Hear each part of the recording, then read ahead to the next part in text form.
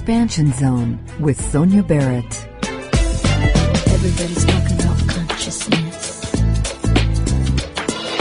Everybody wants that eternal kiss.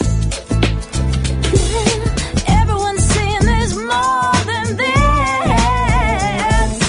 Everyone wants to follow their own bliss. Talking about one love, one blood, one life in everyone. One life with each other. We are sisters and brothers. We sing Om Shanti. On the Expansion Zone, we examine life and our quest to understand who and what we are and of the vastness of human potentials. We explore the making of our world from quantum physics to parapsychology, health, sociology, and philosophy, along with practical living.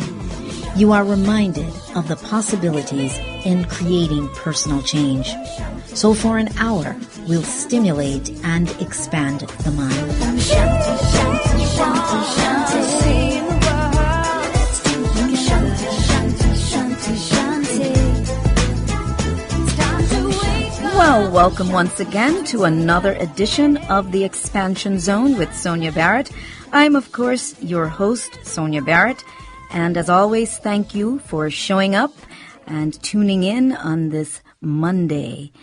Well, you know, a few days ago, I woke up. Actually, I posted this to social media, but I woke up a few days ago and I had this song playing in my head, and it was John Denver's You Fill Up My Senses. And the words of the song in that moment reminded me of being in love with life.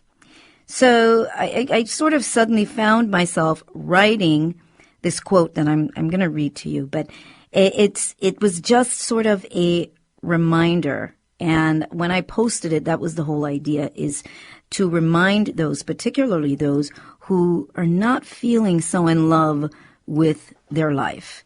You know, sometimes it's just like that. You're not feeling that right now. And being alive is a wild ride. I mean, without a doubt, I think we'll all agree it is a wild ride. But what an incredible opportunity to be a human being, an experiencer of life. And some may say, well, that might be a little bit of a Pollyannish type of approach. But you know what? No, not really, because I think we can all agree that what do we do here? We experience life. We are experiencers. We are here to live the experiences of being human. That's so very clear. How you choose to perceive this journey makes all the difference. So no matter what you think, you will look at your life and you realize every day and every moment you're experiencing life in some way or another. So here's a quote. Fall in love with life. Fill your senses with being alive. Wade through your pain and know that through every breath there is opportunity for mending one's heart. Ultimately, you may be more in love with life than you may realize. Give your life permission to love you back. And I think that last part, give your life permission to love you back, that is something to be pondered, because a lot of times the focus is so much on the things that are happening to us and that have happened to us in our lives that we really don't take that moment or give ourselves that opportunity to really have life love us back. So anyway, so today's conversation is it's not quite that, but it does lead to that. And it's two of my favorite people that have been on the show several times, and we've been discussing this very, I'm not going to say it's a sensitive topic, but it's a great topic, and I think most people can definitely relate. But today, the topic is, why is it that some become deaf to any information that may trigger change? So, let's see. Well, maybe let me tell you just a little bit more real quickly. All right, so the discussion basically, we're going to be examining such topics as religion and the psychology of social codes and letting go of the fear of expanding as a being. Also, the effect it has on the body and mind. Lisa and Patrick, that's Lisa Scott and Patrick Henry Johnson, will share their insights in this discussion, with each having made the ultimate decision to expand away from religion some time ago. All right, so Patrick is in the studio with us, and he's laughing because I was going to refer to him as Patrick H. Johnson, and he reminded me that I needed to say Patrick Henry Johnson. That's right. Anyway, all right, so I'm not going to do too much bio, but for those who don't know who these folks are, Patrick Henry Johnson is an internationally acclaimed visual artist based in Los Angeles. His work can be seen in various parts of the city, transforming walls and communities. He's just an incredible muralist, just an incredible artist. And so that's that brief intro. Now, Lisa Scott is a author, metaphysician, speaker, and blogger, as seen in Huffington Post and Mind Body Network. Lisa experienced a shift years ago when she began to understand that we have the power to change our own thoughts and therefore change our lives. And what else is there? She did create a process called Leverage Your Pain and Leverage Your Values. All right, so without further ado, welcome to the show, Lisa Scott, who's on the line, and Patrick Henry Johnson. Welcome to the show. Thank you. What's up, Lisa? What's up, Patrick? I love having these guys on because, yeah, I do get to be a little bit more of my crazy self a little bit when they're on. They bring it out in me. Sonia, I was going to say, why do we always start laughing when we get on the line and we instantly start cracking up? We instantly start laughing because we all kind of think in a very similar way in terms of the game of life and the lightness that is necessary and the humor that we can see when we step away a little bit and observe ourselves in the madness. We can laugh at ourselves. Right? So I think that's, it's part of why we're cracking up, along with, laughing at other stuff folks do. But, but anyway, so I'm going to start out with, one of the things that we kind of talked about a little bit, I think maybe today or yesterday, was the idea of, thinking outside the box. I'm going to start out there simply because the topic really is based on, a person being able to think outside the box. And what does that actually mean? The interpretation of stepping outside the box. So I'm going to just say, Lisa, I'm going to start with you. When you say think about stepping outside the box, what does that mean for you? I want to get each of you your interpretation of what that means in reference to our evolving, in reference to our own individual expansion. Yeah, for me, thinking outside the box means allowing myself the inherent questions that arise from within myself, no matter how I'll just say crazy, for lack of a better way of putting it, no matter how crazy those questions may seem, and whether or not anyone around me has been asking those questions. I think we tend to, when we're inside of the box, we're always assessing whether people around us are thinking this same. Are they thinking the same way I'm thinking? Are they questioning the same thing I'm questioning? And that's what could kind of keep us in the box. But I'll refer back to when I first exited the church or exited religious, dogma. One of the things I promised myself, or I said to myself, was that I was going to strip myself or allow myself to wipe the slate clean of every single thing that I had been taught prior to the moment that I said what I said. And I noticed that as I was doing, some level of studying, some level of investigation, that type of thing, I noticed, oh wow, there's two types of studiers. There's the studier that would seek to confirm that what they already have inside of them is the truth, or there's the studier or the seeker that completely wipes the slate clean and is not looking for necessarily a reference based on something that they knew previously. They're just completely wiping the slate clean and allowing whatever, arises as an inherent question to be what that question is. And, to some degree, or to, for myself, I had to pay attention to, when I would get the inclination or the feeling on the inside of my body that I might be in fear a little bit about something. And really paying attention to, oh, wow, when that question comes up, you can feel like something inside of your body that might not want you to go there. And it's like, oh, shoot, then I better go there. Right, absolutely. You know what I mean? Mm-hmm. But that's what I get from your question. All right, Patrick. Okay, so for me, wiping the slate clean was really difficult because that was the first time being a part of that organization. It was the first time that I had become, and I think I mentioned this before on the air, that I had become so-called smart. I finally felt like I knew something. So for me to wipe that slate clean, to become something different, that was an incredible challenge for me. So the box that I was in, the Jehovah's Witness box, I was cocooned in this space where I was smart, I was intelligent, I was all these things that I had never been. So to wipe that slate clean and become something else and become new, that was very, very difficult for me. But when I did it, and I felt myself doing it, there was a time where when I would read, and the reading and the research that I was doing didn't match with what I had done before.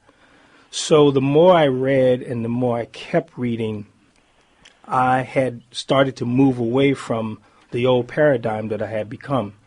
So, and then I started to look back and I could see myself. I could see the box that I had created, and the box got smaller and smaller and smaller. And then after a while, there was no box.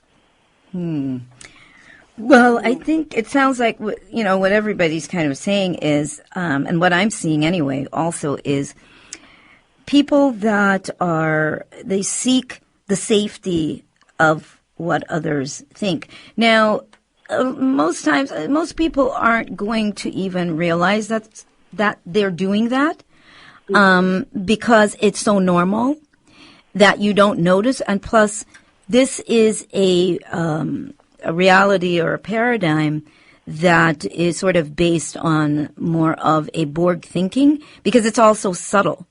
So the necessity of having common thought or some base common beliefs, it puts you in the box. But how do you know that you're in a box? You guys were speaking from your experience with religion. But then let's widen that further in the sense of people in general. Because there are a lot of people that think they're outside the box, but they're still in the box. And now, let me be clear about this too, because we live in a time where being outside the box means a whole lot of different things for a lot of people.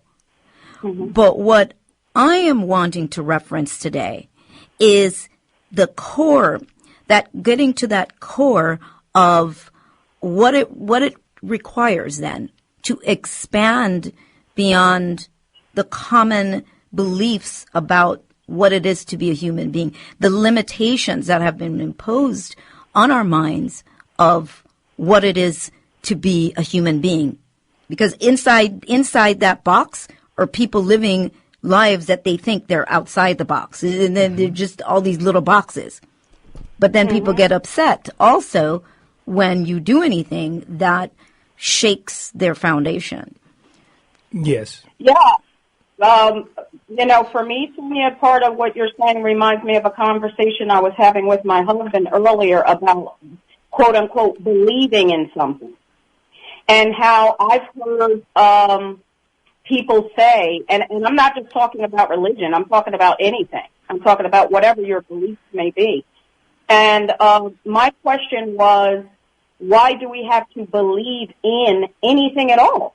Ooh, amen. Like, what, when we really stop and think about that, and I would suppose that when I say what I'm saying, that if I ask the question, why do you need to believe in anything at all, a person would automatically start to process certain words that are key words and key triggers related to whatever their beliefs are. But my question has to do with, why do we need to believe in anything? It's a requirement. It's what is social that about? requirement. And it's like you can feel yourself, and we were talking about this in one of your in your group, Sonia, about how you can have this sense of, I'll just use the terminology, free falling, with nothing necessarily to hold on to, in your perception, because we're so used to having parameters based on whatever the belief is. So it's like having a railing to the right and to the left, like you're walking up a staircase or walking down a staircase, and you have something to hold on to. But, when you're allowing yourself to expand beyond, certain things, initially, at least for me, there's a nothingness there. And it's like, wow, your body's trying to register. Do I feel comfortable with this quote unquote nothingness, my perception of what this is? And that all has to do with, as far as I'm concerned, what we've been being taught from the time that we're babies. There's parameters constantly being put, parameters, limitations, what you can and cannot do, what the masses think versus, the code, I'll say, of certain leaders that have stepped out and not believed, have stepped out and they've been viewed, and I'll talk about the Gandhis and the Martin Luther Kings and the Malcolm X's, and whenever they've stepped out of the lines, well, not Gandhi, but, certain people, when they stepped out of the lines, what does the code teach you? It teaches you that something's going to happen to you. Right. That's a good point. That's a good point, because you're rocking the boat, and you are, to some degree, you become a negative influence, a virus, let's say, in the system, and that encourages others to step outside of the construct. Yeah, and you cannot be allowed to step outside of the construct and to destroy or to become a virus, and that emanates out into the rest of to the population, and then they start thinking a different way. And once they start thinking a different way, and not even believing, but just the idea of there's got to be something else. So you move. I remember moving past believing to knowing, and that was a really powerful thing, and it was a key moment for myself when I knew that it was about me. It was all me the whole time. It wasn't someone else. It wasn't someone doing something to me. It was me doing it to and for myself. And it was about me all the time. And losing the control. I mean, what you were saying, Patrick, earlier. Yes, the disruption that is feared is control. Control over the masses, control over maintaining, again, certain guidelines, certain protocols, collective protocols. And this is again, it's across the planet that we're seeing this. So it's not just religion, as you say. It's all of these systems that are in place to ensure that these protocols, these core belief systems, because that's why it's called a system, these core belief systems are being met, are being honored, and you get punished when you step outside of them. Yeah, and they're all just made up. Someone or something however you want to take it, just made it up. And so Yeah. we were born into this system, this idea, and all of it's made up, and we've been indoctrinated into this idea, and we've believed, and we've been carrying this thing on for all this time, and it's all just made up. So when you back away from it, and you can see that it's all made up, you can make a rational decision for yourself. Were you going to add to that, Lisa? I was gonna talk about the young lady, the video that Yes, please. we looked at yesterday, and she just floored me in so many ways. This young lady who was talking about climate change, and she's a teen activist named Greta Thunberg, and the interview was being shared on Facebook, and I stopped and I listened to her, and when she said, I don't care about social codes in that way.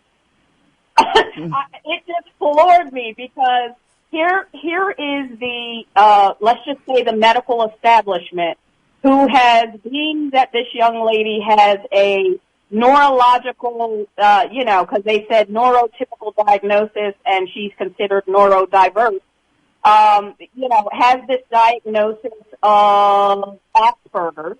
Mm-hmm. And I looked that up. Asperger's meaning it's a developmental disorder characterized by significant difficulties in social interaction and nonverbal communication, along with restricted and repetitive patterns of behavior and interest. And I thought, here we are as a society, determining that this young lady has this diagnosis, yet she spoke, in the most intelligent, She was articulate. expansive manner than I witnessed most adults, speaking, when she said, I don't care about social codes in that way. Allowing her to be able to be free enough to, because of the lack of restriction based on social codes, to get out here and talk about what it is that she cares about. And look how many of us that are restricted by the social codes that do not step outside of the lines for fear, and don't stand up for a daggone thing. Because if you step your foot outside this line, it's about to go down, Yeah, she has to be cast as such, so the masses don't follow her. Can't Because normalize it. Yeah, they can't follow her. They can't let that happen. Yeah, well, Yeah. authentic thinking is within a certain guideline. Freedom operates in some guidelines. So all of it is just sort of a farce. You're free within the boundaries of what we've defined as freedom. Yeah, you're free. Just watch what you say. You're authentic Yeah.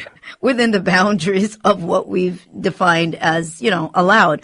So there's a lot of that. And what's interesting is that we've been conditioned, human beings have been conditioned in such a way to really invest in this understanding that they will argue with you about their limitations, because it's very hard to see it. Yes. yes. Fight for the limitation. It's a pretty crazy thing.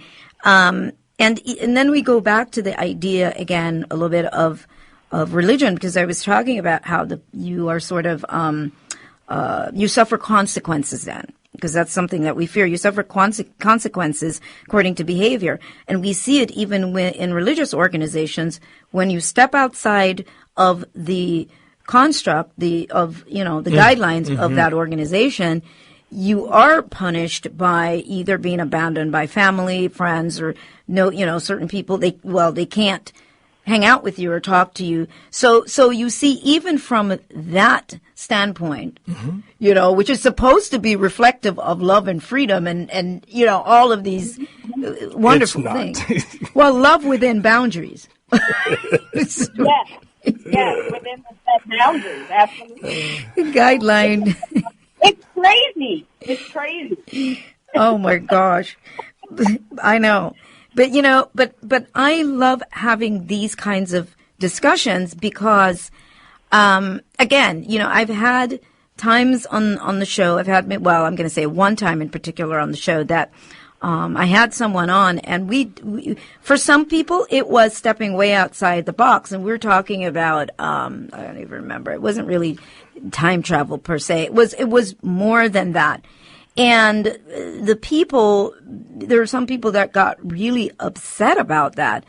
And I think to myself, the only way that you can really get upset about any of that is because you have a set of beliefs, then, let's say, not knowing, a set of beliefs handed to you socially or by family or whatever. And what you're hearing does not fit within the box of what you believe. It can't be true because it doesn't fit in the box. No, it can't be true. And then you can't accept what you're hearing. I remember being Jehovah's Witness, and when anyone said anything that contradicted to what I believed at the time in my life, there was no way that I wasn't going to take out my sword and defend what my beliefs were. And you're trained to do that. You're trained to operative word, trained. You're trained to defend. You're trained to attack when you hear something that is not in line with what you've been taught. And I remember those conversations. I remember those arguments and how you feel about yourself when you're in the midst of an argument about what your religious beliefs are. You're empowered at that moment. Well, also, along with what you're saying, Patrick, because as you're talking, I'm processing that, like, in my body, like, what would have happened if somebody questioned my beliefs at that time or any belief. Mm-hmm. And it goes back to the fact that, these beliefs have, neurologically and on a cellular level, embedded themselves inside of us. And, with every thought we're thinking is a emotional response. So there's this whole process going on inside of the body that is a survival mechanism of, keeping you from being able to accept anything else because now it's considered survival. And in that way, we are really believing that these beliefs are us. And yes. It's not us at all, but yet this is what we feel like it is because our bodies are, responding to, somebody, just like you said, it feels like an attack. And you gotta defend this thing because in your mind, you're about to try to take away the foundation of who I am. And it reminds me of, Sonia, when I shared the story about, the first week of not being in the church, I was completely fine. And then the following week, I went to have a thought, you know what I mean, as well as I can try to express this and use words to. Oh, I remember this. But went to try to have a thought, and what I would say was an original thought of my own, and there were none. I was reaching to grab for a thought, and nothing was there. It felt like nothing, like zero gravity or something. And so I can relate. We can all. I'm sure we all can relate to what's happening in the body, why people are doing this, but what we're talking about is the fact that these emotions and thoughts are not you. They are not you. The foundation or they're a portion, they're an aspect of something, but they're not who you actually are as a being. They're transient and they come and they go. So it's okay to let go and think another thought, but at the time that we're in these beliefs, we actually believe that is us. And so we'll fight to, keep ourselves here. Well, we fight to hold on to the character because that's really what we're talking about is the character as constructed since you were a child Since, you from your families to preschool on, this construct. And yes, you're right. This is all wired now to our nervous system. And as far as what we think we believe in terms of who we are, these all become anchors. And when that anchor is pulled away, which is what we're talking about, which is introducing new possibilities that start to override those programs, it becomes very uncomfortable and challenging. And I like the word trained again, because that's really what we've been dealing with. We are trained. We are trained to be who we are. We are trained to how to participate then within I'm going to say the construct of the general matrix, the general system. We are trained from preschool. You're given all the conditions, all the ways to operate, throughout school. And again, this is not bashing school, the educational system. I'm just saying that this is what happens. We get indoctrinated in certain ways so that we can operate within the defined construct of society. And then before you say that, because you guys brought up something in terms of the authenticity, and I want to throw in what I experienced real quickly. Same with, what you were saying, Lisa, about an original thought. I remember the day that I asked myself the question, how do I know that I like this color simply because I like this color? And it was such a simple question. But in that moment, it was like a realization that what if everything that I think I know and who I think I am is really just based on this construct, this collection of information that's been handed to me. And in that moment, it was definitely a bit jarring and an opportunity, though, as I got comfortable with that idea, to let go and to then be able to begin to see some authenticity as to myself. So I remember when I posed that same type of question about myself, and stripping away, oh my God, layers of just years of things about me that I believed to be true and I thought it was me. But once I started asking those questions to myself, I was in the mirror and I'm stripping all this stuff away, and I was just naked, not physically naked, but I was just naked with nothing left. And I didn't know, tears were running down my face, and I didn't know who I was at that moment. There was nothing left. And that was one of the most sobering moments that I've ever had in this experience. Because I knew while these tears are running down my face that I had to start anew. And I remember it was like 2002. And I remember I knew at that moment that I had to start anew. So everything else was gone. I love it. I want to be able to really kind of pick up from there to, and we're going to take a break in a second here, but to even, again, look at the emotional struggle that many people are dealing with when we talk about depression and all of these things, because they're trying to live up to, many times, social expectations and the challenges people feeling like they need to do this, and sometimes it just doesn't happen. So we are going to take a brief break, and we will be right back after this message. Hi, I'm Rita Gonzalez. And I'm Ralph Radabaugh from The Out Agenda.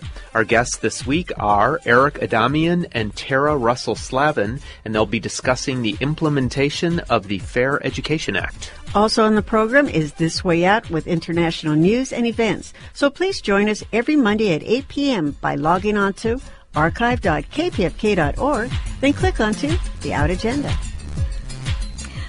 Well, we are back, and of course you are listening to or tuned in to KPFK 90.7 FM in Southern California, and you are listening to The Expansion Zone with Sonia Barrett. And of course, that's me. I'm your host.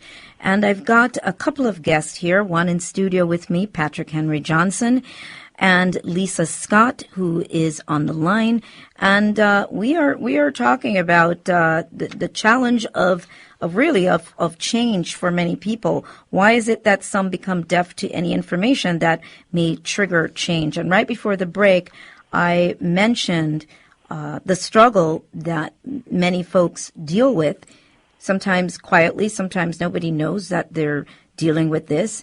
And it is this living up to social expectations.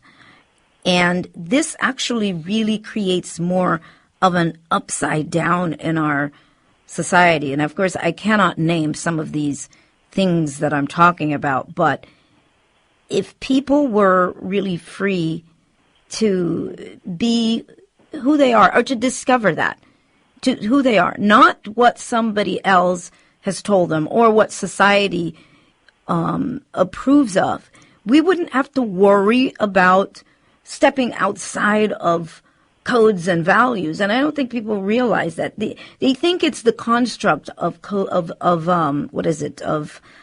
morals and values that are the only thing gluing people together.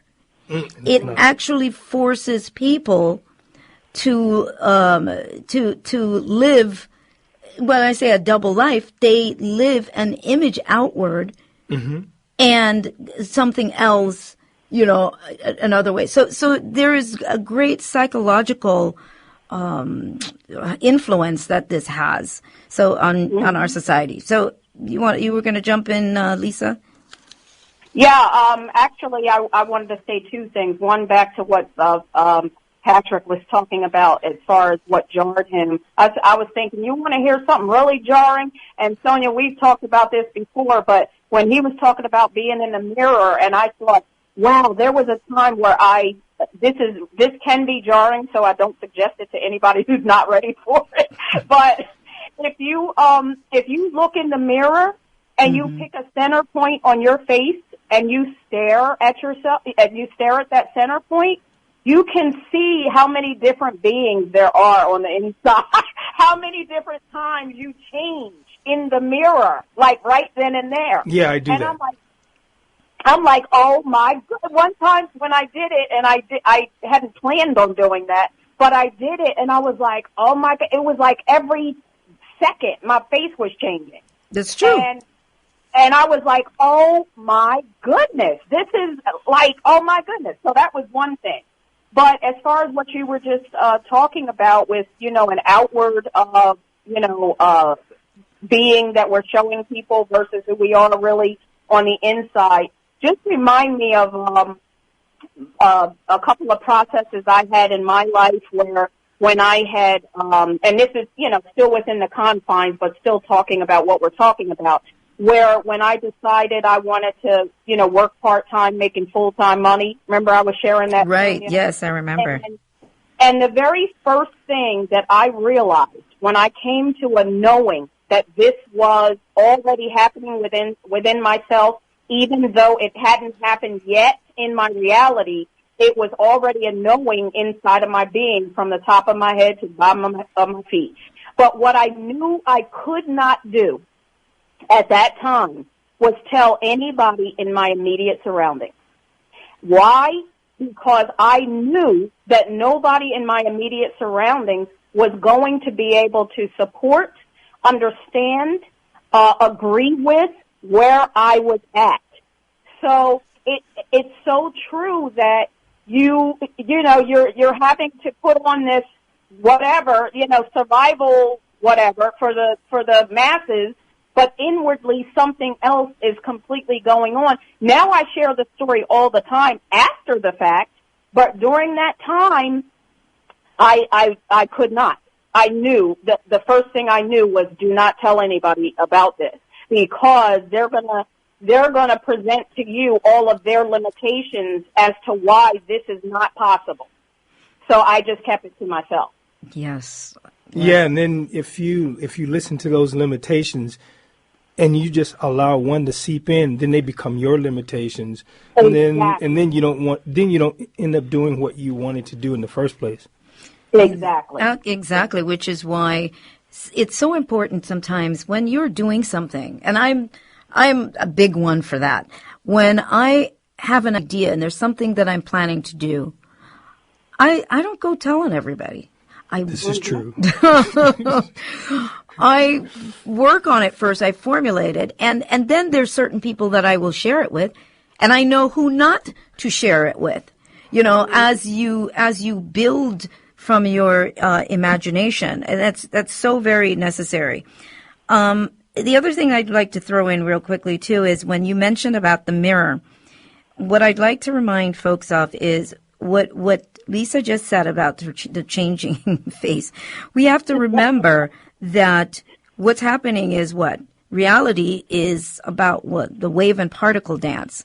The wave and particle dance, which means that everything is a wave and particle at the same time. So we're throwing in the scientific aspect of this as well. Everything is a wave and particle at the same time. And so we are appearing and disappearing all the time. Things are showing up. We are seeing things according to expectations, according to what is being observed.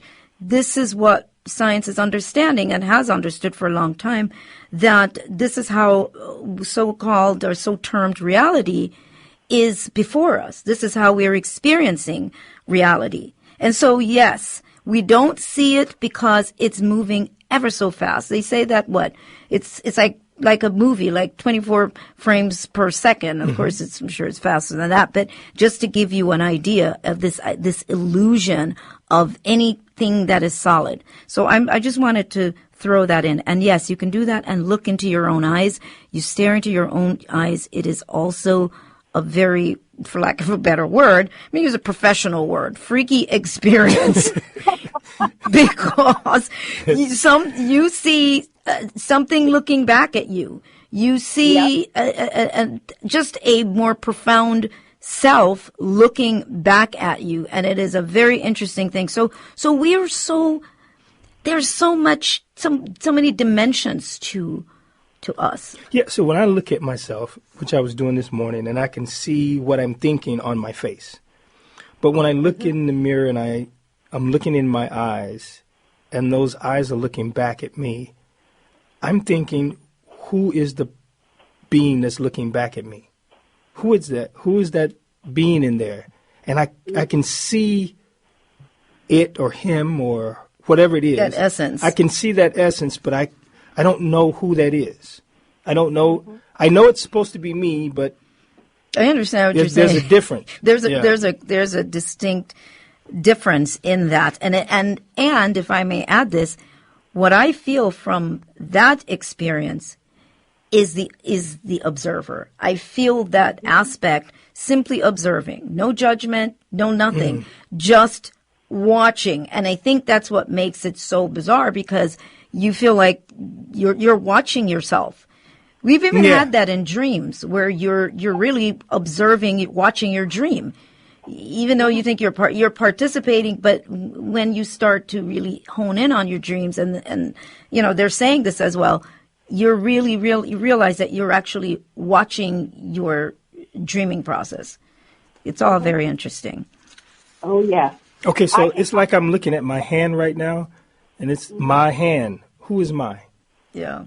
That's confounding to me. Okay, well, that's, again, the expansion zone. Some might say the crazy zone, but you know what? You got it. And what if we say, oh, that's just crazy? What does that mean? Does that mean that it's crazy in the sense of it doesn't relate to the box of information that we've been handed? That's just crazy. No, this is what this is latitude. This is stretching us. And if human beings, even though there's been narrowness with what we believe, if human beings weren't stretching in their imagination and stretching in little bits and pieces, we would not have gone through the kind of evolutionary experiences that we've had on this planet. We wouldn't even be tapping into the kind of technologies that we're doing today. So we see that this is completely natural to our existence, is to stretch our minds and to ask deeper questions and to never settle, but instead know that everything that we think we know, we can expound on that. There doesn't have to be limitations to everything we're talking about today. We're going to stretch and grow even more beyond anything that we've said here today. And it's always the so-called heretics which push the society forward. It's never mainstream. It's always someone stepping outside of what mainstream is and then taking it to another space, and then people start to follow what this so-called heretic has done. Yeah, that follower thing, boy, is... And that's a whole nother thing. That's like a whole other discussion.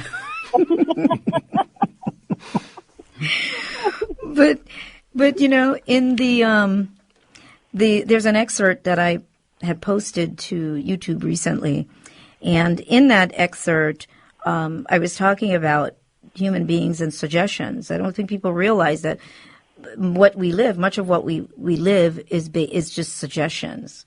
You know, it's based on suggestions that that we get attached to. I think you may have responded to that or said something about it. Did you, Lisa? Yeah, I listened to that, and I'm not sure if you were, because it was, last week that I think I listened to it? If you were talking about the suggestions of, how long we're going to live, is that it's like everything. Yeah, it was everything, and I think I may have referenced it there, but in general, yes, life. It's all suggestions. Yeah. Well, yeah.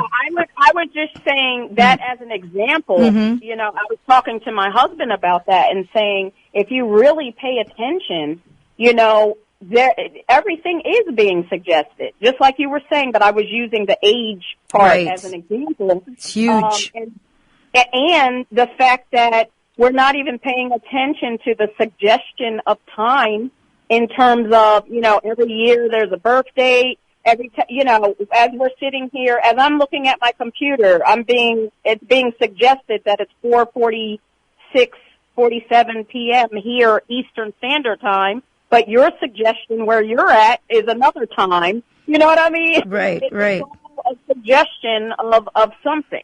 Yeah.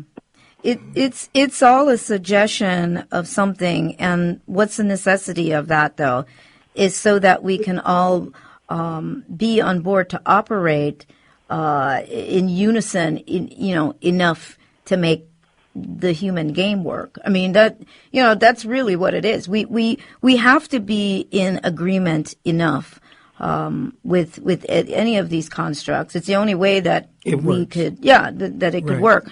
So there's that aspect of not beating up on, regardless of what we're saying. We also understand the human game and the necessity of having certain levels of commonality so that we can have this interchange, so that we can have these relationships with each other and with experiences.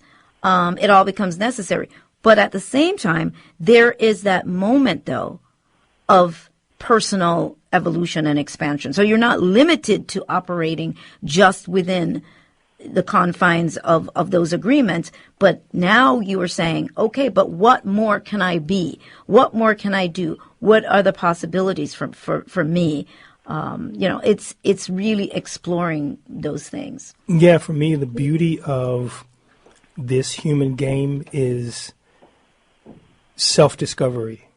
And when I discover there's more about me than I believed or knew about before, it changes what I feel about myself and how I perceive things to be. And it just opens up so much more about me. Absolutely. Before I interject, I was going to see if Lisa wanted to say anything. I was just going to say, I feel a board game coming on, guys. We are in a board game, Lisa. I'm telling you, we're in a board game, a virtual game. Hey, the whole and night. It's your move. Yeah, really. But, one of the things that just popped into me, again, I know we talked about the emotional aspect, but I think it's so very important because that is the reason why we are seeing all of this going on right now in our world, whether not just the Western world, but since we're in the U.S., but it's people. We all come with these little, I'm going to say, issues or challenges or things from our childhood, different kinds of things from our childhood, lots of unresolved stuff, lots of things for many people that they refuse to look at because it's difficult. They don't want to look at it because then there's an unraveling that happens. But there's a healing also that needs to happen within each of us in different ways. There's different levels of those things that are happening in each of us. And so because of this, because people don't want to necessarily deeply face it, it becomes something else. It becomes something else. It spirals out into something else, and then it becomes normalized. And I'm just saying it's okay to own. It's just okay to own everything, all of the things that have happened in our lives, But this is where we are now, and we don't have to keep burying it and hiding it because the only person you're not really hiding it from anybody. You can't really hide it from yourself. You can pretend to cover it over. So anyway, I wanted to just address that, to throw that out. Yeah, I think, now that I know and now that I understand because, I've gone through processes of letting certain storylines go and understanding that it is storylines, that, the things that I'm, was perhaps constantly remembering that were causing some type of internal suffering. And then you realize, oh my goodness, I don't have to keep doing this. I could really decide that this doesn't have to be here anymore and make that decision. You find out that it's a lot harder to stay, in that marriage, per se, with that storyline than it is to let it go. But you don't know that information if you're not willing to let go of some things, and allow that unraveling, as you were saying. You have no clue how much easier it is and how much lighter it is and how much you can liken it to unpacking a bag that you were lugging around through an airport or something. When you decide to unpack that bag and let go of the things that you've been carrying around for so long, you realize, wow, why didn't I let that go a lot sooner? That I always had the ability to do that, but it's me that was fearful because I'm so familiar with this negative feeling or so used to the suffering. You get used to the suffering, and then you don't want to let go of the suffering, believing it's easier to hold on to the suffering when, in fact, it is not easier at all. You're doing a whole lot of work to hold on to that suffering. Yes. Also, I think a lot of it has to do with personal attachment to titles, whether it be fathers or daughters or sons or wives or husbands. And so when that title of a person is attached to your reality, it's difficult for you to say, well, my daughter wouldn't say that about me or do this to me or such and so forth. But when you remove the title, it's easier for you to see the person. Because I have without going too deep, I have a son and a daughter, and in trying to communicate with them, they have, placed a wall around themselves so that it's impenetrable for me. And they've been indoctrinated, going back to what we were talking about earlier, they've been indoctrinated into the religion of anti-dad. So they can't see anything other than what they've been indoctrinated to. So me trying to contact them and being in their lives, it just doesn't work. So what I actually had to do was forgive myself and allow whatever they felt or what they feel about me, I had to let all of that go. I had to delete them from my phone and text them to let them know whenever they decide to if they want a relationship with me, I'm here. However, I'm not chasing you. I'm not going to contact you. I'm not doing any of those things anymore because of that indoctrination into who they have been. Wow, that's what I'm talking about. Just lots of stuff. But we're getting close to that time here, and so I want to make sure, Lisa, please say anything that you need to say in terms of your website and your coaching that you also offer. And we have again just a little bit of time. Okay, my website is lisascott.org, and right now I'm doing a process that I created called Leverage Your Pain, and what that is just letting people know that if we're going, as human beings, because we're going through the process of processing emotion and stuff like that, that pain is simply another form of communication, and when you do unravel that, just as we're talking now, that just like your own personal GPS, that pain can speak to you and help you to understand whatever your next step is, for lack of a better way of putting it. So that's what I do, and my coaching right now is telephonic, and you can schedule an appointment online after payment first. Once I get to the seat, then you can schedule an appointment. But that's, if you go to my website, I'm at lisascott.org.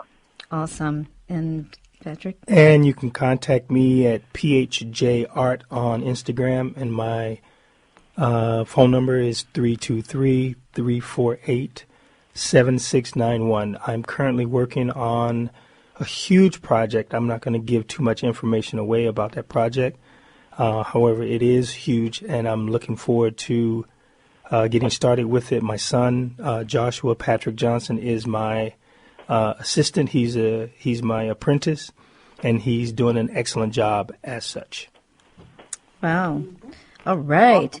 This has definitely been, I love this. I love when we get together and we have these discussions. And I think that it's so necessary that we have more of these kinds of talks. So it's not just an interview, but we're actually having discussions, and we're actually addressing practical things that people are experiencing, which is a good part of how people get anchored to religion or some sort of organization, because people are looking for support, something to support them through their changes, their challenges in their lives, all of those things. But all we're saying is, we're not saying go out tomorrow and dump it, but we're saying give yourself a chance. Actually give yourself a chance, and you're going to be okay with what you see. All right, so we are there. I want to thank you both, Lisa Scott and Patrick Henry Johnson, for being here, and thanks to our listening audience. Thanks to D'Angelo Jones, our engineer. And, of course, do visit theexpansionzone.com to find out more about me. It's therealsoniabarrett.com. I've got lots of great stuff. You want to check it out. That's it. And remember to live life to its fullest and question everything. Until next time, see you then.